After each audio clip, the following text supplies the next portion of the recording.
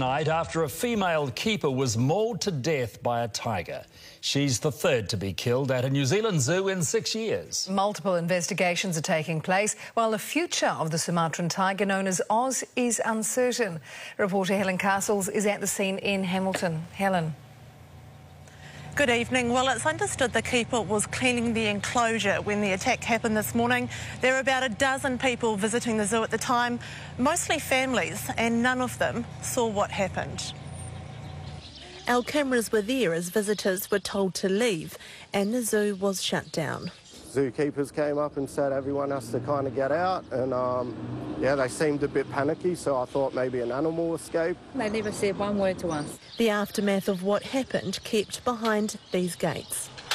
They said the zoo had to close because of the wet weather. What visitors didn't know was that Oz, the male tiger shown here, mauled to death a female zookeeper. Her body was still inside. Emergency services unable to revive her. The officers arrived. There was a woman who's deceased, and as a result of that, we've starting our inquiries into what happened. Zoo staff are receiving counselling and support. They're devastated, and the zoo is a tight-knit family. They support each other, and this is hard for them to take. As the news spread, people who knew the zookeeper came to pay their respects. Very, very sad day. There are 4 other Sumatran tigers at the zoo. Oz fathered these 10-month-old cubs with female Sally. They live in Hamilton with another male tiger. 11-year-old Oz moved from Auckland Zoo 2 years ago. Authorities won't comment on his future. He is safely contained in his enclosure.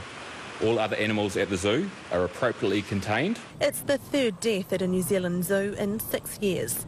In 2012, keeper Helen Schofield was crushed by an elephant at Franklin Zoo, south of Auckland, which later closed. And in 2009, a white tiger killed keeper Clifford Dalu Makube at Whangarei's Zion Wildlife Park. The gates here in Hamilton will stay closed to the public until Thursday, as staff come to terms with the loss of a colleague.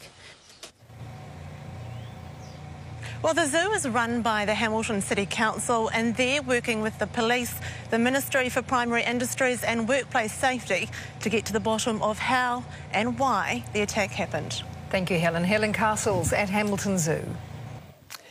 Now to the result that has rugby followers